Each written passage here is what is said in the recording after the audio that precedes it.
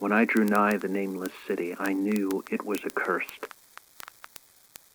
I was traveling in a parched and terrible valley under the moon, and afar I saw it protruding uncannily above the sands, as parts of a corpse may protrude from an ill-made grave. Fear spoke from the age-worn stones of this hoary survivor of the deluge, this great-grandmother of the eldest pyramid, and a viewless aura repelled me, and bade me retreat from antique and sinister secrets that no man should see and no man else had ever dared to see. Remote in the desert of Araby lies the Nameless City. Crumbling and inarticulate, its low walls nearly hidden by the sands of uncounted ages. It must have been thus before the first stones of Memphis were laid, and while the bricks of Babylon were yet unbaked. There is no legend so old as to give it a name, or to recall that it was ever alive, but it is told of in whispers around campfires, and muttered about by grandams in the tents of sheiks, so that all the tribes shun it without wholly knowing why. It was of this place that Abdul al-Hazred, the mad poet, dreamed on the night before he sang his unexplainable couplet, "That is not dead which can eternal lie, and with strange eons even death may die." I should have known that the Arabs had good reason for shunning the Nameless City, the city told of in strange tales but seen by no living man, yet I defied them and went into the untrodden waste with my camel. I alone have seen it, and that is why no other face bears such hideous lines of fear as mine, why no other man shivers so horribly when the night wind rattles the windows. When I came upon it in the ghastly stillness of unending sleep, it looked at me, chilly from the rays of a cold moon amidst the desert's heat. And as I returned its look, I forgot my triumph at finding it, and stopped still with my camel to wait for the dawn. For hours I waited, till the east grew gray and the stars faded, and the gray turned to roseal light edged with gold.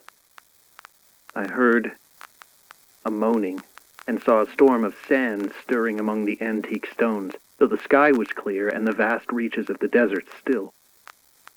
Then suddenly above the desert's far rim came the blazing edge of the sun, seen through the tiny sandstorm which was passing away, and in my fevered state I fancied that from some remote depth there came a crash of musical metal to hail the fiery disk as Memnon hails it from the banks of the Nile. My ears rang, and my imagination seethed as I led my camel slowly across the sand to that unvocal stone place, that place too old for Egypt and Meroe to remember, that place which I alone of living men had seen. In and out amongst the shapeless foundations of houses and palaces I wandered, finding never a carving or inscription to tell of those men, if men they were, who built the city and dwelt therein so long ago. The antiquity of the spot was unwholesome, and I longed to encounter some sign or device to prove that the city was indeed fashioned by mankind. There were certain proportions and dimensions in the ruins which I did not like. I had with me many tools and dug much within the walls of the obliterated edifices, but progress was slow, and nothing significant was revealed. When night and the moon returned, I felt a chill wind which brought new fear, so that I did not dare to remain in the city. And as I went outside the antique walls to sleep, a small, sighing sandstorm gathered behind me, blowing over the gray stones though the moon was bright and most of the desert still. I awoke just at dawn from a pageant of horrible dreams, my ears ringing as from some metallic peal. I saw the sun peering redly through the last gusts of a little sandstorm that hovered over the Nameless City and marked the quietness of the rest of the landscape. Once more I ventured within those brooding ruins that swelled beneath the sand like an ogre under a coverlet, and again dug vainly for relics of the forgotten race. At noon I rested, and in the afternoon I spent much time tracing the walls and the bygone streets and the outlines of the nearly vanished buildings. I saw that the city had been mighty indeed, and wondered at the sources of its greatness. To myself I pictured all the splendors of an age so distant that Chaldea could not recall it, and thought of Sarnath the Doomed, that stood in the land of Minar when mankind was young, and of Ib that was carven of grey stone before mankind existed. All at once, I came upon a place where the bedrock rose stark through the sand and formed a low cliff. And here I saw with joy what seemed to promise further traces of the antediluvian people. Hewn rudely on the face of the cliff were the unmistakable facades of several small, squat rock houses or temples, whose interiors might preserve many secrets of ages too remote for calculation, though sandstorms had long since effaced any carvings which may have been outside. Very low and sand-choked were all of the dark apertures near me, but I cleared one with my spade and crawled through it, carrying a torch to reveal whatever mysteries it might hold. When I was inside, I saw that the cavern was indeed a temple, and beheld plain signs of the race that had lived and worshipped before the desert was a desert. Primitive altars, pillars, and niches, all curiously low, were not absent, and though I saw no sculptures nor frescoes, there were many singular stones clearly shaped into symbols by artificial means. The lowness of the chiseled chamber was very strange, for I could hardly more than kneel upright, but the area was so great that my torch showed only part at a time. I shuddered oddly in some of the far corners, for certain altars and stones suggested forgotten rites of terrible, revolting, and inexplicable nature. It made me wonder what manner of men could have made and frequented such a temple.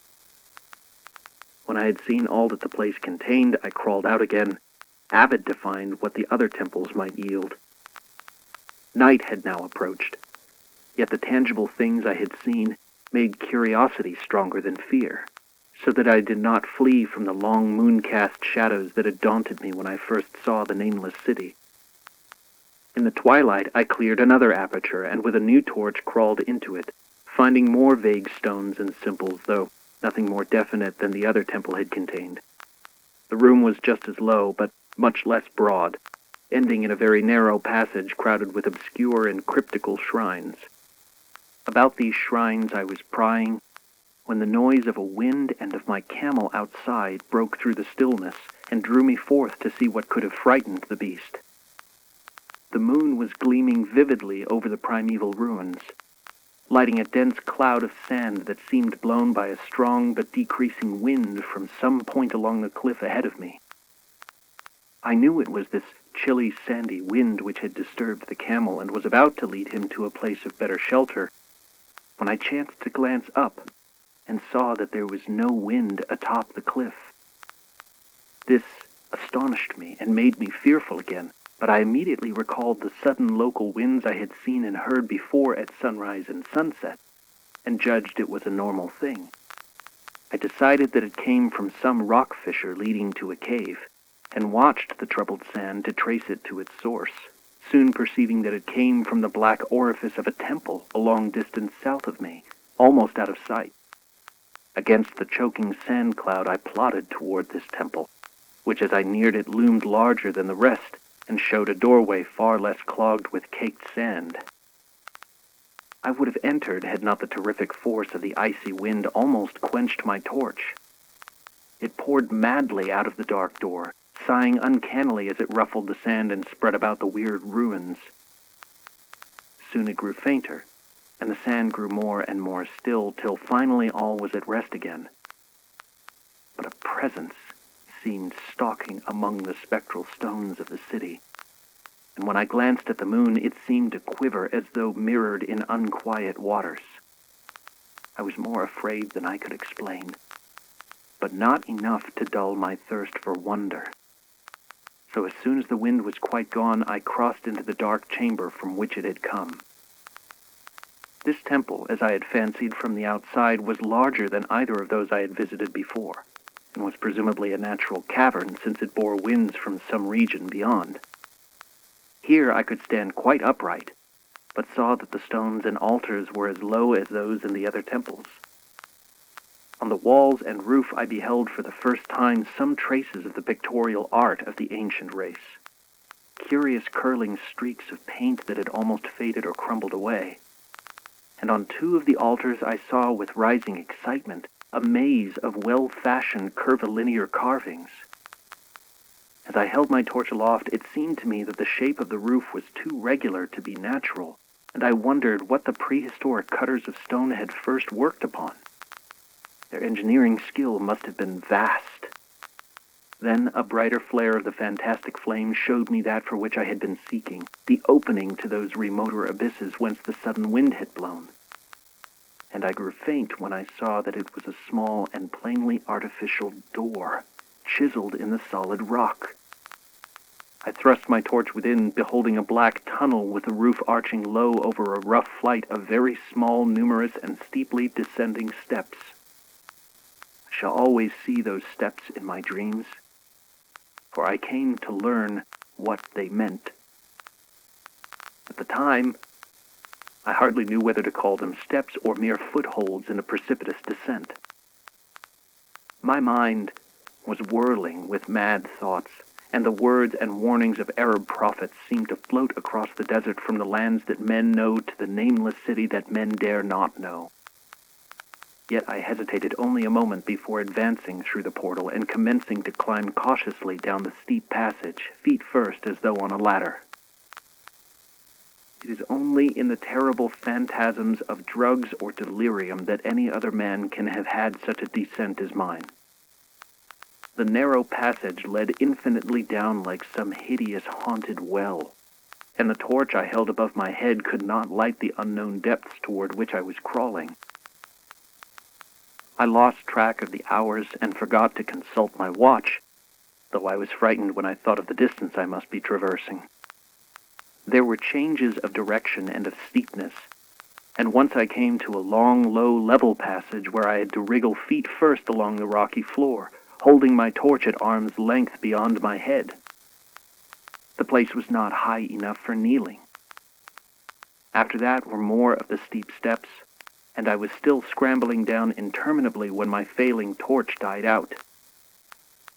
I do not think I noticed it at the time, for when I did notice it, I was still holding it high above me as if it were ablaze.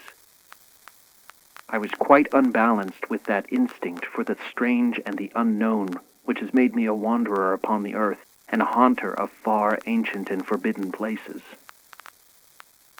In the darkness, there flashed before my mind fragments of my cherished treasury of demonic lore.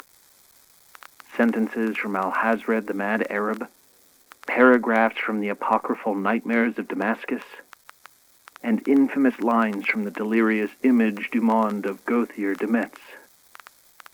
I repeated queer extracts and muttered of Afrasiab and the demons that floated with him down the Oxus, later chanting over and over again a phrase from one of Lord Dunsany's tales, the unreverberate blackness of the abyss. Once when the descent grew amazingly steep, I recited something in sing-song from Thomas More until I feared to recite more. A reservoir of darkness black, as witches' cauldrons are when filled with moon drugs in the eclipse distilled. Leaning to look if foot might pass down through that chasm I saw beneath, as far as vision could explore, the jetty sides as smooth as glass, looking as if just varnished ore, with that dark pitch the sea of death throws out upon its slimy shore. Time had quite ceased to exist when my feet again felt a level floor, and I found myself in a place slightly higher than the rooms in the two smaller temples now so incalculably far above my head. I could not quite stand, but could kneel upright, and in the dark I shuffled and crept hither and thither at random. I soon knew that I was in a narrow passage whose walls were lined with cases of wood-having glass fronts. As in that Paleozoic and abysmal place I felt of such things as polished wood and glass, I shuddered at the possible implications. The cases were apparently ranged along each side of the passage at regular intervals, and were oblong and horizontal. hideously like coffins in shape and size. When I tried to move 2 or 3 for further examination, I found they were firmly fastened. I saw that the passage was a long one, so floundered ahead rapidly in a creeping run that would have seemed horrible had any eye watched me in the blackness, crossing from side to side occasionally to feel of my surroundings and be sure the walls and rows of cases still stretched on. Man is so used to thinking visually that I almost forgot the darkness and pictured the endless corridor of wood and glass in its low-studded monotony as though I saw it. And then, in a moment of indescribable emotion, I did see it. Just when my fancy merged into real sight, I cannot tell, but there came a gradual glow ahead, and all at once I knew that I saw the dim outlines of the corridor and the cases, revealed by some unknown subterranean phosphorescence. For a little while all was exactly as I had imagined it, since the glow was very faint. But as I mechanically kept on stumbling ahead into the stronger light, I realized that my fancy had been but feeble. This hall was no relic of crudity like the temples in the city above, but a monument of the most magnificent and exotic art. Rich, vivid, and daringly fantastic designs and pictures formed a continuous scheme of mural painting whose lines and colors were beyond description.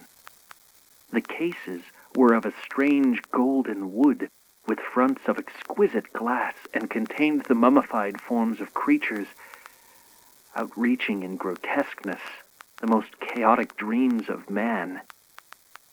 To convey any idea of these monstrosities is impossible. They were of the reptile kind, with body lines suggesting sometimes the crocodile, sometimes the seal, but more often nothing of which either the naturalist or the paleontologist ever heard. In size, they approximated a small man, and their 4 legs bore delicate and evidently flexible feet, curiously like human hands and fingers. But strangest of all were their heads, which presented a contour violating all known biological principles. To nothing can such things be well compared. In one flash I thought of comparisons as varied as the cat, the bulldog, the mythic satyr, and the human being. Not Jove himself had so colossal and protuberant a forehead, yet the horns and the noselessness and the alligator-like jaw placed the things outside all established categories. I debated for a time on the reality of the mummies, half suspecting they were artificial idols, but soon decided they were indeed some Paleogean species which had lived when the Nameless City was alive. To crown their grotesqueness, most of them were gorgeously enrobed in the costliest of fabrics, and lavishly laden with ornaments of gold, jewels, and unknown shining metals. The importance of these crawling creatures must have been vast, for they held first place among the wild designs on the frescoed walls and ceiling. With matchless skill had the artist drawn them in a world of their own, wherein they had cities and gardens fashioned to suit their dimensions. And I could not but think that their pictured history was allegorical, perhaps showing the progress of the race that worshipped them. These creatures, I said to myself, were to the men of the Nameless City what the she-wolf was to Rome, or some totem beast is to a tribe of Indians. Holding this view, I thought I could trace roughly a wonderful epic of the Nameless City, the tale of a mighty seacoast metropolis that ruled the world before Africa rose out of the waves, and of its struggles as the sea shrank away and the desert crept into the fertile valley that held it. I saw its wars and triumphs, its troubles and defeats, and afterward its terrible fight against the desert when thousands of its people, here represented an allegory by the grotesque reptiles, were driven to chisel their way down through the rocks in some marvelous manner to another world whereof their prophets had told them. It was all vividly weird and realistic, and its connection with the awesome descent I had made was unmistakable. I even recognized the passages. As I crept along the corridor toward the brighter light, I saw later stages of the painted epic. The leave-taking of the race that had dwelt in the Nameless City and the valley around for 10 million years. the race whose souls shrank from quitting scenes their bodies had known so long, where they had settled as nomads in the earth's youth, hewing in the virgin rock those primal shrines at which they never ceased to worship. Now that the light was better, I studied the pictures more closely, and remembering that the strange reptiles must represent the unknown men, pondered upon the customs of the Nameless City. Many things were peculiar and inexplicable. The civilization, which included a written alphabet, had seemingly risen to a higher order than those immeasurably later civilizations of Egypt and Chaldea. Yet there were curious omissions. I could, for example, find no pictures to represent deaths or funeral customs, save such as were related to wars, violence, and plagues, and I wondered at the reticence shown concerning natural death. It was as though an ideal of earthly immortality had been fostered as a cheering illusion. Still nearer the end of the passage were painted scenes of the utmost picturesqueness and extravagance. Contrasted views of the Nameless City and its desertion and growing ruin, and of the strange new realm or paradise to which the race had hewed its way through the stone. In these views, the city and the desert valley were shown always by moonlight, a golden nimbus hovering over the fallen walls and half revealing the splendid perfection of former times, shown spectrally and elusively by the artist. The paradisal scenes were almost too extravagant to be believed, portraying a hidden world of eternal day, filled with glorious cities and ethereal hills and valleys. At the very last, I thought I saw signs of an artistic anticlimax. The paintings were less skillful and much more bizarre than even the wildest of the earlier scenes. They seemed to record a slow decadence of the ancient stock, coupled with a growing ferocity toward the outside world from which it was driven by the desert. The forms of the people, always represented by the sacred reptiles, appeared to be gradually wasting away, though their spirit as shown hovering about the ruins by moonlight gained in proportion. Emaciated priests displayed as reptiles in ornate robes cursed the upper air and all who breathed it. And one terrible final scene showed a primitive-looking man, perhaps a pioneer of ancient Irem, the city of pillars, torn to pieces by members of the elder race. I remembered how the Arabs fear the Nameless City and was glad that beyond this place, the gray walls and ceiling were bare. As I viewed the pageant of mural history, I had approached very closely the end of the low-ceiled hall, and was aware of a great gate through which came all of the illuminating phosphorescence. Creeping up to it, I cried aloud in transcendent amazement at what lay beyond, for instead of other and brighter chambers, there was only an illimitable void of uniform radiance, such as one might fancy when gazing down from the peak of Mount Everest upon a sea of sunlit mist. Behind me was a passage so cramped that I could not stand upright in it. Before me was an infinity of subterranean effulgence. Reaching down from the passage into the abyss was the head of a steep flight of steps, small numerous steps like those of the black passages I had traversed, but after a few feet the glowing vapors concealed everything. Swung back open against the left-hand wall of the passage was a massive door of brass, incredibly thick and decorated with fantastic bas-reliefs which could, if closed, shut the whole inner world of light away from the vaults and passages of rock. I looked at the steps, and for the nonce dared not try them. I touched the open brass door and could not move it. Then I sank prone to the stone floor, my mind aflame with prodigious reflections which not even a death-like exhaustion could banish.